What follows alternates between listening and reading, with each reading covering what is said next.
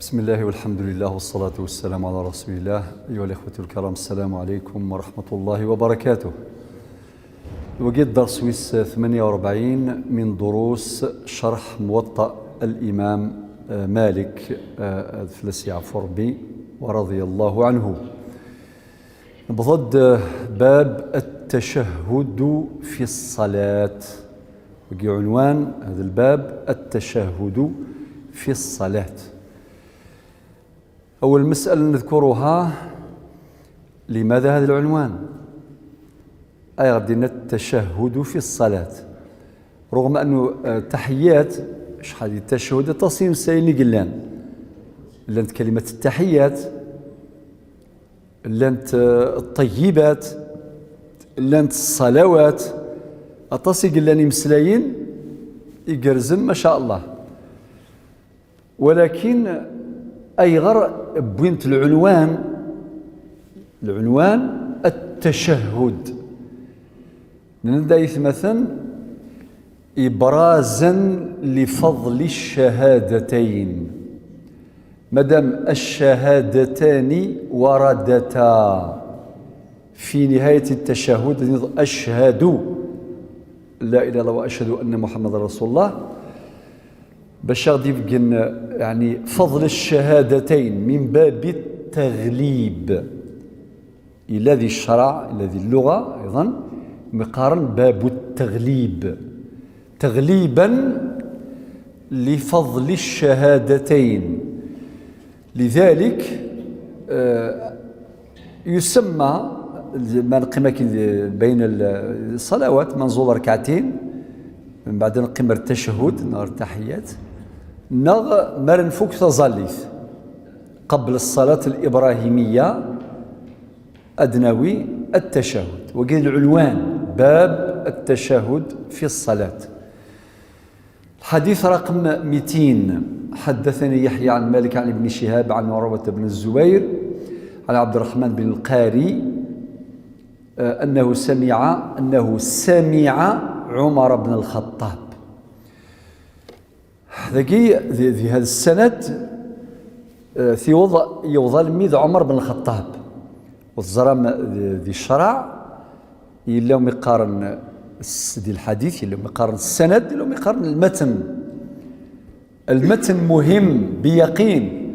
المتن يعني هو مضمون الحديث، لو كونتوني مضمون الحديث، ولكن قبله إلا السند. ذكي يوصل منك سمع عمر بن الخطاب، يسلايسي عمر بن الخطاب وهو على المنبر، معناه اختارس مقام رفيع وهو على المنبر.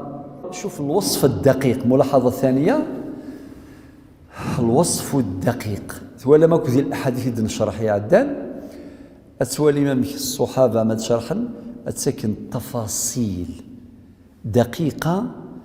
أمشي قلة ماذا النبي عليه الصلاة والسلام، ماذا صحابي ينقل عن صحابي يشرح الهيئة، ظروف، لي سيركونستانس، يعني هكذا.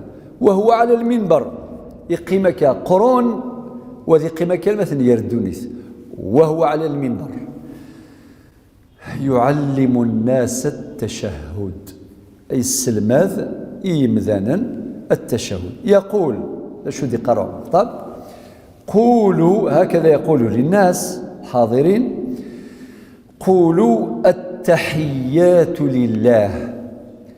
التحيات، كلمة التحية تحمل أكثر من معنى، تعددت معانيها. سعى المعنى الأول معناه السلام. السلام، أحيي فلان تحيتهم فيها سلام.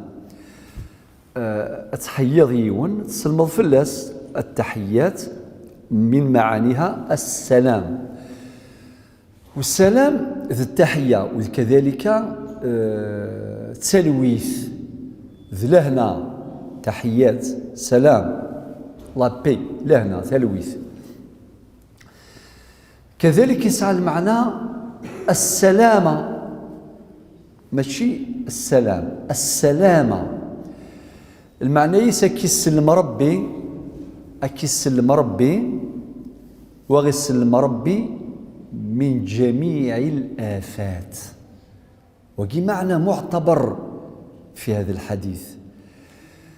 يقول ما إلا إن جاث ربي يسلميث ربي من الآفات الظاهرة ويتسكرها ويخدم راه كاين شمثا ويتشمو يرى ويتكيف راه ويهضر يرمسلاي آفات ظاهرة كثيرة ويخدم راه الربا ويخدم راه يكاين كل الآفات.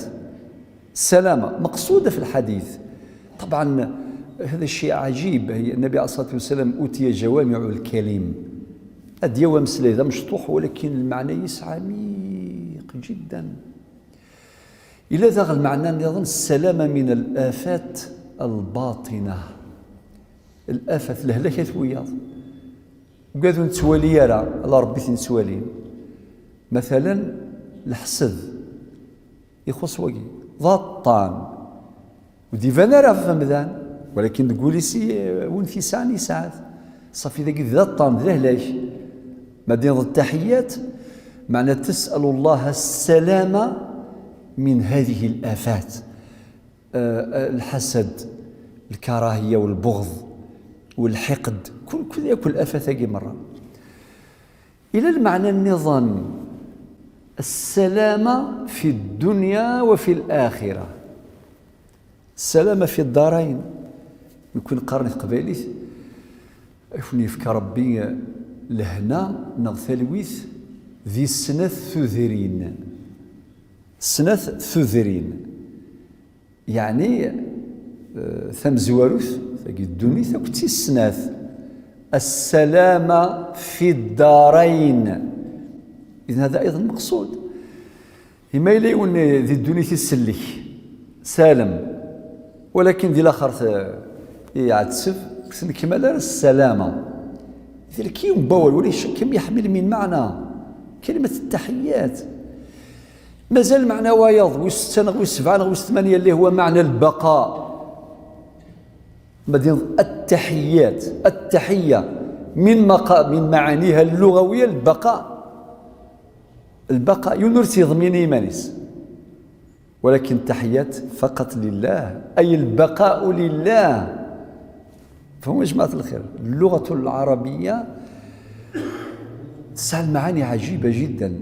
التحيات لله لأن الله هو الحي الذي لا يموت. نكني حياتنا معتبرة ولكنها مؤقتة. حياة ثذرتنا مؤقتة. إذ وقي كلمة التحيات تحمل العديد من المعاني. الزاكيات لله.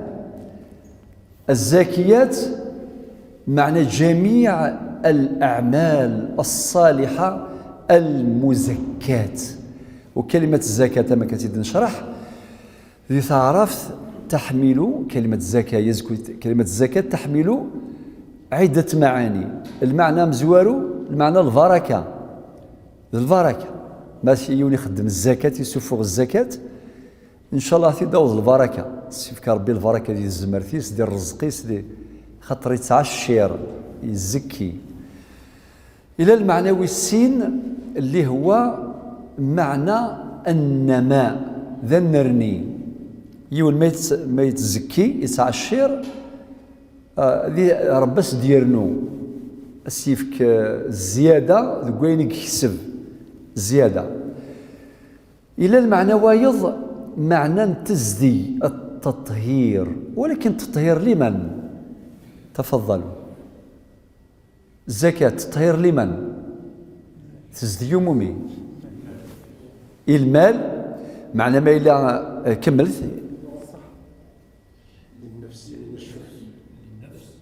نفس من؟ نفس المزكي ونزكان أرنوث للنفس المستلم المستحق للزكاة المستلم يطهره من الحسد. تسكيني ثلاثة ثم زواروث تزدي الرزق ولاش وراسين رزقي وذ الحلال. لكن يبغوا إلا التاجر يحرش يزمر ذي يغلظ ذي الصرف باش تصاد 40 دورو تريض 100 فرنك. ها تكشمد 100 فرنك ماشي ربي زرات شو تسري راه غس الحسن النية. يزمر تغلظ غادي يغلظ التاجر ذي الميزان، يزمر الغلظ يلا صافي الزكاة تزيز ديالك والرزق. المعنوي السينما كادنا نعطيكم الصحة، الزكاة تزدي المزكي نتسى بالذات تزدية نفسيتيسي ولا غيسي الحياتيس إلى آخره. وكذلك المتلقي المستلم المستحق للزكاة خاطر من نتسى يزمر ذكوليس أذير في ذكرى الأمور ذيريثنت يروقاد تفضل ميقوالا يون يروى يسعى أثي حسد أثي غاشة أثي كراه نغلا، ولكن ما إلا الغاشي تسفغن الزكاة إيه الليل نني أذي زدين ولا وننسن هذا السنين ماركانتين قوغت السونارة سلع شور نكوي لقات نحمل أول ساعة حاجة ديري تقولي ستزيز دياتكس طبعا القدرة ربي يرثكس. إذن والمراد بها جميع الأعمال الصالحات. الطيبات الصلوات لله. الطيبات هو كل ما طاب من قول أو عمل. أين كي قلان طيب يلها فهو مراد، وين يدفع عن الحلال فهو طيب، وين يخدم الإدنان أمثلة يلهان كلام طيب. ألم ترى كيف ضرب الله مثلا كلمة طيبة في سورة إبراهيم كشجرة طيبة. إذن أصلها ثابت وفرعها في السماء. ذا أول يلهان. وأحسن الكلام ذكر الله التسبيح والاستغفار والأدعية المأثورة ومطلق الأدعية إلى آخره، كل هذا كلام طيب إلى آخره. أرنو ذا ماشي كان ذو قوال أرنو ناس ديال الفعايل خاطر كني الشبح أتفضي زمر يونا ذي خدم سمحتي يتسمسلاي الشويط، ولكن خذ ميس طاس خذ ميس طيبة طيبة. الصلوات لله المراد بذلك كل الصلوات، ما يشفق المفروضات والنوافل، وهي وكان من العلماء اللي قال لك المراد بذلك سائر العبادات، ولكن ذكرت الصلاة من باب التغليب لأنها عماد الدين. العبادات لله لقوله تعالى قل إن صلاتي ونسكي ومحياي ومماتي لله رب العالمين. تكرار لله. اللام هذه اللام كما شرحنا المرة اللي فات تفيد الملك أو تفيد الاختصاص. أم بعد السلام عليك أيها النبي ورحمة الله وبركاته. ذي الخاتمة من التحيات من التشهد نصلي على النبي صلى الله عليه وسلم. أتنختم نسلم عليه نسلم على النبي صلى الله عليه وسلم. بعدين السلام علينا ثقي شرف كبير يناله المصلون. شرف أتسلم ضفن في من بعد في الشيني يعني العباد الصالحين كامل. السلام علينا السلام علينا كمل وعلى عباد الله الصالحين. من هم عباد الله الصالحين؟ هم الذين يقومون بالأعمال الصالحات. فمن كان يرجو لقاء ربه فليعمل عملا صالحا ولا يشرك بعبادة ربه أحدا والعصر إن الإنسان لفي خسر إلا الذين آمنوا وعملوا الصالحات وتواصوا بالحق وتواصوا بالصبر. ربنا لم يحدد عملا صالحا بعينه ولكن ترك الأمر على الإطلاق. أي غر خطر كل ميسر لما خلق له. أي غر لتنتشر همم الناس في الأعمال الصالحة. كل يوم ندثي ولا ربي ويتفس الفنا ينخذ مني ويحمل ذي عيونيه الليلان ويحمل ذي عيوني موضان ويحمل ذي عيوني وجيلان ويحمل ذي قدش في الدارث ويحمل ذي زيز ديال الجوامع ويحمل ذي زيز ديال فردان وذي قدش كل يوم ندثي ولها ربي. ذا ربي جاتك عمل صالح. وبعض العلماء قالوا عباد الله الصالحين هم القائمون على حقوق الله وحقوق عباده. وقال كان الحقوق ربي يعني يخدم الواجبات انفير ربي سبحانه. العبد الصالح يخص 50% يخص وديرنو ذا انفير ثخلقيث.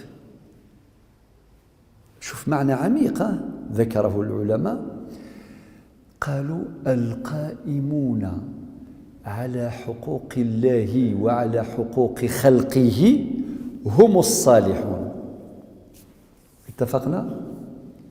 خاطر ما إلا يتسيف كيس زال يزرفان قمذانا كما يلزم ربي ولو لا تظلي لا والو من بعد نغتصرتي كيني مع ربي نصفيها مع الخلق خاطي يلا ليكيليبر. هذا هو الميزان هو هنا الامتحان وكلنا ممتحنون. مسفهم؟ لذلك الطائفة الصالحين الصنف يساد في سورة النساء الآية 69 من الذين أنعم الله عليهم كما في سورة الفاتحة. بعدين تأتي الآية 69 من سورة النساء من النبيين والصديقين والشهداء والصالحين وحسن أولئك رفيقا. السلام علينا وعلى عباد الله الصالحين. أشهد. ما معنى أشهد؟ معنى أوقن ماشي للشك. بعدين أشهد معنى تزدولي يترجمتي ديالسي واللسان يترجم ما في القلب من إيمان. أشهد أن لا إله إلا الله ربي وليس شريك وأشهد أن محمدا عبده ورسوله. انتهى الحديث. هكذا كان يعلم عمر الفاروق الناس. نمسفهم؟ لماذا ذكره الإمام مالك في الحديث رقم 200 باش يقول هذا اختياري في أنواع التشهد. خاطر لن تشهدات أخرى يزمرت تحضر ثمورا النظم تصلض التشهدات النظم. سأذكر بعض منها الآن. نكون كي نقار كي نغرا كي نقرا كي نتظلا كي نعبد ربي. أنا يصير دي كواكي تشهداكي ذا عمر تيسلم ذن عمر الفاروق إلما ذي المدينة المنورة وعالم المدينة إمامنا الإمام مالك رضي الله عنه صاحب الموطأ يبثيد الحديث رقم 1 في الباب باش غديني هذا اختياري، وهو إمام المذهب، اخترت هذا، عنده أدلة. قال لك عمر بن الخطاب اللي قالوا زيد من على المنبر، زيد على سبيل التعليم، يعلم الناس. أرنواندا في المدينة المنورة ولاش يمكن يكسع عن عدد الصحابة عطس كما المدينة المنورة. فايد فيها الحجة كنا الإمام مالك يداوي على الأقل 15 دليل الإمام مالك صافي يسعى الحق، ولكن رجل لا نويض. هذا اختيار الإمام مالك أو المالكية. ولكن الشافعية، الإمام الشافعي اختار تشهد ابن عباس. أبو حنيفة أحمد بن حنبل خير تشهد من ابن مسعود. هذا مثلا فرق واحد صافي. المذاهب الإسلامية الكبرى المالكية الإسلامي الحديث المختار، ثردناوي وياض تعميما للفائدة، وهذه ما ذكرهاش الإمام مالك ولكن في الموطأ تعميم الفائدة. تشهد ابن عباس اللي هو اختيار الشافعية، وتشهد ابن عباس هو مروي رواه الإمام مسلم ورواه أصحاب السنن، أيضا هو حديث صحيح. قال كان رسول الله صلى الله عليه وسلم يعلمنا التشهد كما يعلمنا السورة من القرآن. أو كيف؟ يعني لا بأس، كان يعلمنا. هنا الرسول صلى الله عليه وسلم يعلمنا التشهد كما يعلمنا السورة من القرآن. والشافعي أيضا عنده الحق، أواش يقرأ مش حاجة بسيطة يعني، صافي كان يعلمنا التحيات. أما كنا غير نحفظ السورة من القرآن، والقرآن الوحي الطاهر لا يجوز فيها تفضل ماشي الحرف، الحركة ممنوع. ممنوع، لا يمكن. طبعا ما نقوله عن القرآن نقوله عن السنة مع بعض التفاصيل. وكان يقول التحيات المباركات، هذا ولم تميز، التحيات المباركات الصلوات الطيبات لله. لاحظتم الاختلاف إلى الخلاف واضح. وبعدين السلام عليك أيها النبي إذنك متشابهين.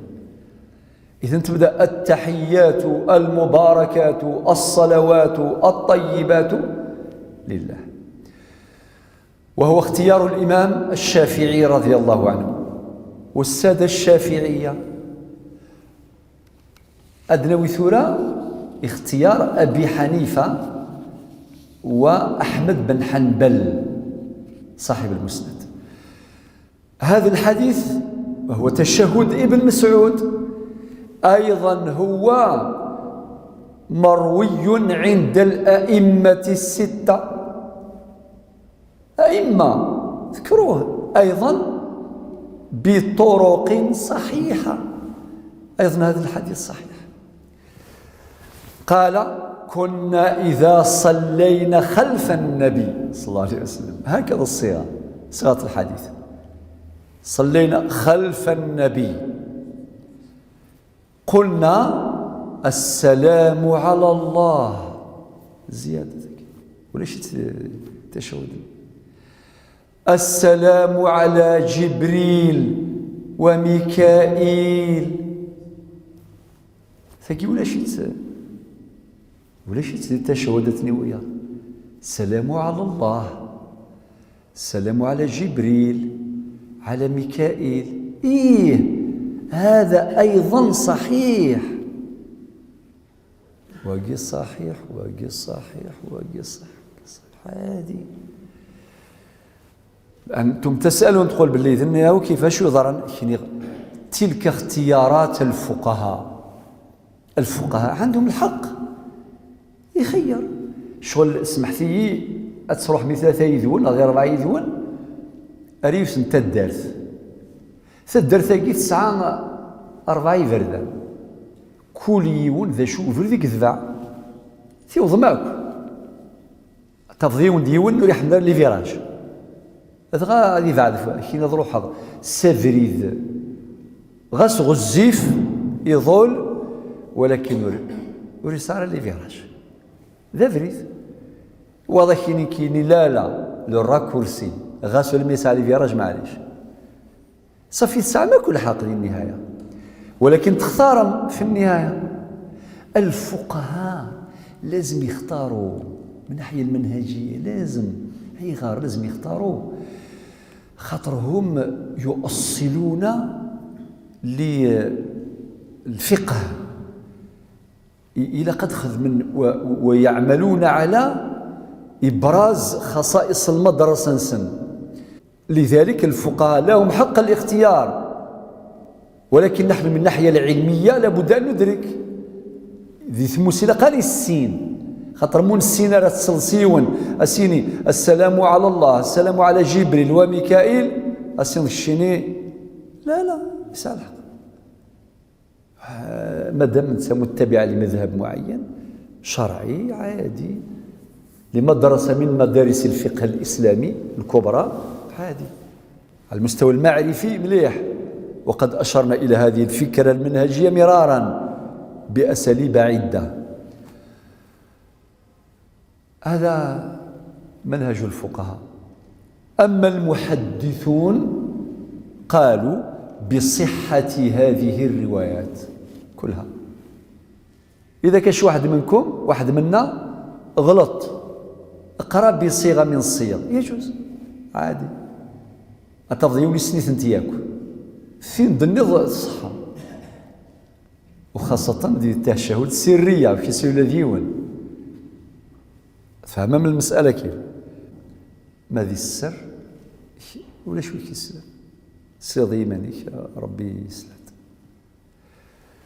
إذن هذا اختيار أبي حنيفة واختيار الإمام أحمد، ولكن كما قلت كل هذه الصيغ الصحيحة كما أكد على ذلك السادة المحدثون. الحديث رقم 201 وحدثني عن مالك عن نافع أن عبد الله بن عمر كان يتشهد فيقول بسم الله يبدأ بسم الله وهذه أيضا غير معروفة عندنا بسم، ولكن الإمام مالك أتى بها في موطئه بسم الله التحيات لله الصلوات لله الزاكيات لله السلام على النبي ورحمة الله وبركاته السلام علينا وعلى عباد الله الصالحين شهدت أيرناد شهدت ماشي أشهد شهدت أن لا إله إلا الله شهدت أن محمد رسول الله. هذه أيضا صيغة صحيحة، ولكن يقول الإمام مالك لماذا ذكرها باش يقول باللي من أجل السر. حبيت نعرف شكون يقول لي هذا السر. طبعا الإمام مالك يبغض الحديث الذي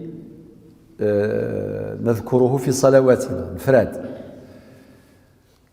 ولكن ذكر ابن عمر هنا لأمر صلى الله عليه وسلم إلا وإنه أثي بالك أثي دافم إن شاء الله بعد ما دوا الحديث الآخر حديث رقم 202. طبعا الفرق واضح في الرواية ابن عمر إلى وجديد، ولكن هي أيضا رواية صحيحة ولكن الإمام مالك إمام دار الهجرة لابد أن يختار، وقد اختار حديث الفاروق عمر كما اختار أبو حنيفة والإمام أحمد حديث ابن مسعود، كما اختار الشافعي حديث ابن عباس. المسألة محسومة، ولكن يويد الأحاديث الإمام مالك باش يدين أحاديث صحيحة، ولكن للسر نظن هذا سؤال خمموا فيه ما دوا الحديث نظن هذا لعله يذكركم بذلك السر أو ينبهكم إليه.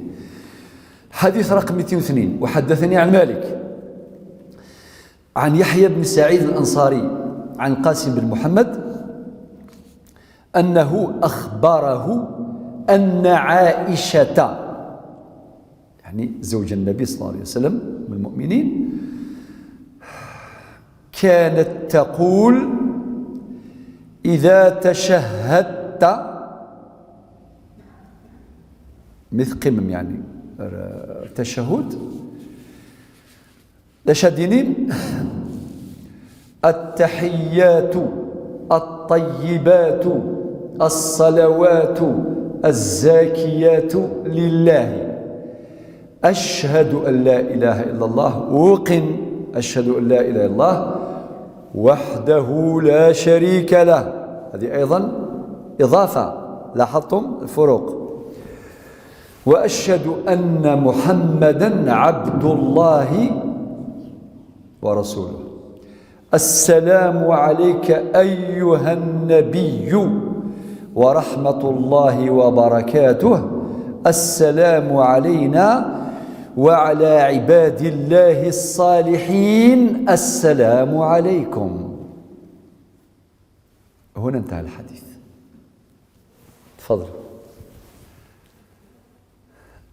جاوبتي دا في السؤال اللي درنا السر. الحديث كي وسينا انقرد النيغ لا حاجة جديدة تسادة.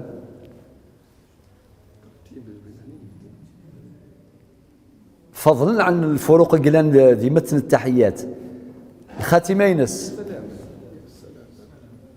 مدينة أشهد الأثورة مزنية أشهد بأن أن لا إله إلا الله مدينة شهيد بإزمان الحال حبسة. بارك الله في الماضي شهيد في الحاضر إزمان لا أشهد شوف في كل زمان أشهد حتى الآن. بارك الله فيكم. شكرا.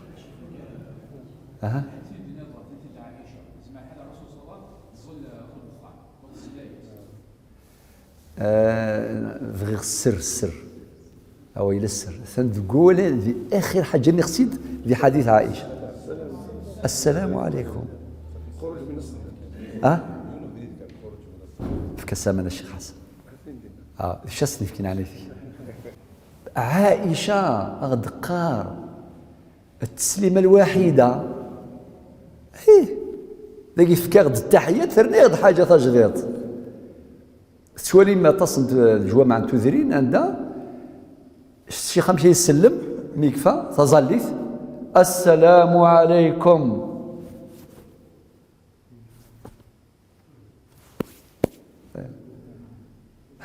جواز التسليمة الواحدة. لاحظتم؟ خطر هذا أدغر الحديث ديال الخاتمة ينس السلام أشهد أن لا إله إلا الله وحده لا شريك له وأشهد أن محمدا عبد الله ورسوله. السلام عليك أيها النبي ورحمة الله وبركاته. وبعدين السلام علينا وعلى عباد الله الصالحين. السلام عليكم. ثيوثيد دخل متن الحديث. أمنا عائشة رضي الله عنها باش غديني باللي التسليمة الواحدة ثابتة، والنبي عليه الصلاة والسلام قال في الحديث وتحليلها التسليم، والتحليل يتحقق بتسليمة واحدة. والنبي عليه الصلاة والسلام ينافي ديرنا التبقيف يرنا السيدة عائشة ثروة الحديث يرنا في المدينة المنورة.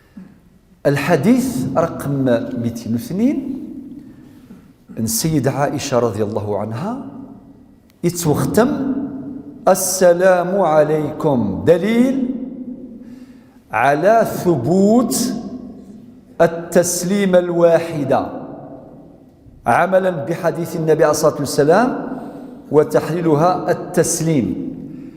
ثم أن أهل المدينة المنورة المشهور عندهم والمتواتر عندهم التسليمة الواحدة لا التسليمتين. مسفهم؟ ولكن التسليمتان أكثر نسلمكني لو قال سلمك السلام عليكم ورحمة الله، السلام عليكم ورحمة الله، تجد الصحة باش ما يكونش هناك إنكار،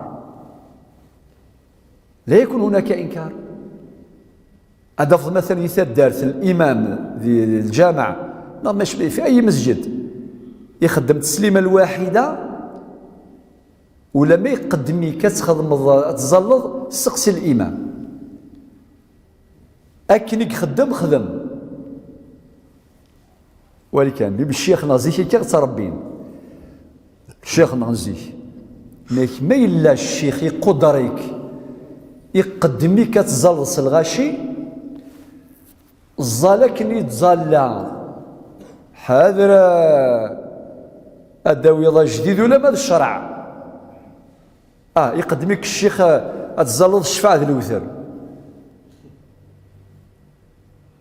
ما الزلطن بلا تسليمة ثلاثة ديريت المتن قالوث الزلط ركعة مزوروث الشفاعة في السناث وتكرض مباشرة. هل هذا صحيح؟